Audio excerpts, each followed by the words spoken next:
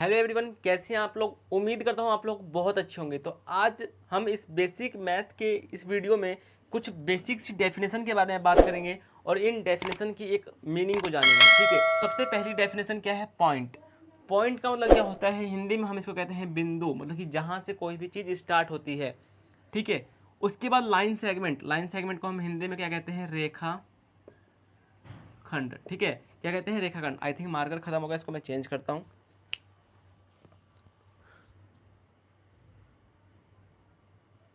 इसको हम क्या कहते हैं? रेखाखंड कहते हैं। अब लाइन सेगमेंट का मतलब क्या हो गया? जैसे कि मैंने एक लाइन ले लिया, ये पॉइंट ए है और ये पॉइंट बी है, इसको हम कहेंगे लाइन सेगमेंट। जैसे कि मैंने आपको बोला ए से लेके बी तक लाइन खींचो, वो कि 5 सेंटीमीटर की खींचो, तो ये एक लाइन सेगमेंट हो गया। जैसे कि ये है हमारा स्टार्टिंग पॉइंट, और ये मेरा क्या है? Ending point. तो हम ये कह सकते हैं जिस लाइन का स्टार्टिंग पॉइंट और एंडिंग पॉइंट फिक्स हो गया, उसी को हम क्या कहते हैं? Line segment. अगर हमें बोले जाए कि इसको इधर से बढ़ाओ, तो हम नहीं बढ़ा सकते। इधर से बढ़ाओ तो हम नहीं बढ़ा सकते। इसको ना बढ़ा सकते ना कम कर सकते। तो इसी को हम क्या कहते हैं? Line segment. उसके बाद हम समझते हैं लाइन को।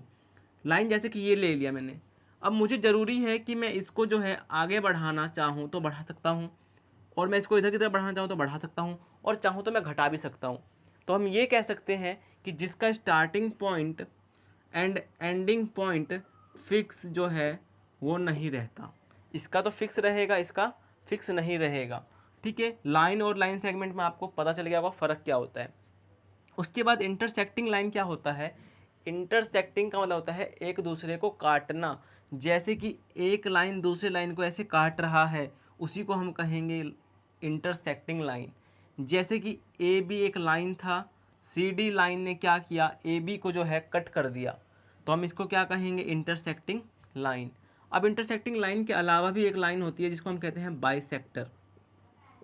इसी का ही पार्ट है बाइसेक्टर। सेक्टर का मतलब क्या होता है? काटना होता है। बाई का मतलब होता है दो। तो जब दो बराबर हिस्सों में कोई लाइन काट देती है एक दूसरे को, हम उसको कहते हैं बाइसेक्टिंग लाइन। जैसे कि मैंने एक लाइन लिया जिसका नाम था A B, C D line आ गया यहाँ से, इसने क्या किया? इधर बराबर बराबर हिस्सों में इसको काट दिया ए बी लाइन को, तो ये जो पॉइंट कहलाएगा वो बाइसेक्ट कहलाएगा। इंटरसेक्टिंग क्या है? वो कहीं से भी काट देता है, लेकिन बाइसेक्ट क्या है? वो बराबर हिस्सों में काटता है। ठीक है, उम्मीद करता हूँ आपको समझ में आया। उसके बाद रे ऑफ लाइन को हम समझते हैं। बिल्कुल बेसिक सी चीज़ है, पहले हम इसको नहीं इसको बात कर लेते हैं। ठीक है, पैरेलल लाइन, जिसको हम हिंदी में जो है क्या कहते हैं? समांतर रेखा। समांतर रेखा, इसका जो सबसे बढ़िया एग्जाम्पल मैं आपको अगर देना चाहूँ तो रेलवे की आपने पटरी देखी होगी, वो इस तरीके से जा रही होती है। ये दोनों आपस में क्या है? समांतर लाइन है। क्या जो रेल की पटरी है जो ऐसे जा रही है और उस पर ट्रेन चल रही है, क्या वो पटरियाँ जो है आपस में कभी मिलेगी? वो आपस में नहीं मिलेगी। और इनके जो आपस में जो गैप रहता है, जो डिस्टेंस रहता है इनके बीच का, वो भी कैसा रहता है? इक्वल। तो यहाँ से आप पैरेलल लाइन की डेफिनेशन दे सकते हैं कि दो लाइन आपस में सामने सामने रहेगी, और दोनों का जो दूरी है, दोनों का जो आपस का डिस्टेंस है वो बराबर रहेगा, और ये एक दूसरे को कहीं भी मिलेगी नहीं। ठीक है, उम्मीद करता हूँ आपको ये भी समझ में आया। उसके बाद रे ऑफ लाइन। अब रे ऑफ लाइन का जो सबसे बढ़िया एग्जांपल अगर मैं आपको देना चाहूँ तो टॉर्च से निकलने वाली आपने लाइट देखी है। जैसे कि मैं तो डायग्राम में बहुत बढ़िया हूँ नहीं, बट फिर भी मैं ट्राई करूँगा टॉर्च बना दूँ। टॉर्च मैंने बना दिया, यहाँ से ये आपकी लाइट निकल रही है, तो लाइट निकलने का जो है स्टार्टिंग पॉइंट तो फिक्स हो गया। तो लाइट जो है यहाँ से निकली और लाइट आगे की तरफ चली गई, तो लाइट की जो लाइन बनेगी वो कैसी बनेगी? वो इस तरीके से बनेगी। तो क्या जो लाइट है टॉर्च के पीछे आ सकती है क्या? जो लाइट टॉर्च के पीछे आएगी क्या? टॉर्च मैंने सामने से अगर मैंने जलाया, तो जैसे कि मेरा ये टॉर्च है, मैंने इस तरीके से ऑन किया, तो क्या लाइट जो है वो आगे तो जाएगी, लेकिन ये पीछे आएगी क्या? नहीं आएगी। तो कहने का मतलब क्या है कि इसका स्टार्टिंग पॉइंट जो है, रे ऑफ लाइट का स्टार्टिंग पॉइंट जो है वो फिक्स हो जाता है, और एंडिंग पॉइंट इसका कोई भी फिक्स नहीं होता। वो 4 मीटर भी आगे जा सकता है, 5 मीटर भी आगे जा सकता है, लेकिन इसका स्टार्टिंग पॉइंट क्या होता है? फिक्स होता है। तो उम्मीद करता हूँ आपको सारी की सारी डेफिनेशन बहुत ही बढ़िया तरीके से समझ में आ गई होगी। एक बार मैं आपको फिर से बता दूँ, देखो ये चीज़ और ये चीज़ थोड़े से सिमिलर हैं। लाइन सेगमेंट क्या होता है? ना हम इसको आगे बढ़ा सकते हैं, ना हम इसको पीछे बढ़ा सकते हैं, ना इसको घटा सकते हैं। इसको मेरा मन जो करेगा मैं करूँगा। लाइन का मतलब क्या होता है? बढ़ा भी सकते हैं और घटा भी सकते हैं।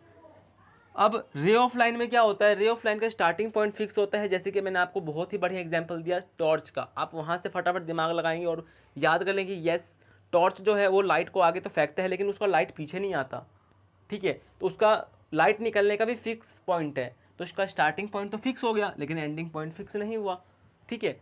उम्मीद करता हूँ समझ में आया। इसका भी आपको मैंने एग्जाम्पल दे दिया, रेल की पटरी।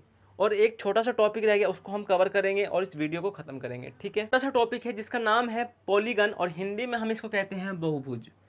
हिंदी में क्या कहेंगे, बहुभुज। भुज का मतलब क्या होता है, साइडे, साइड्स।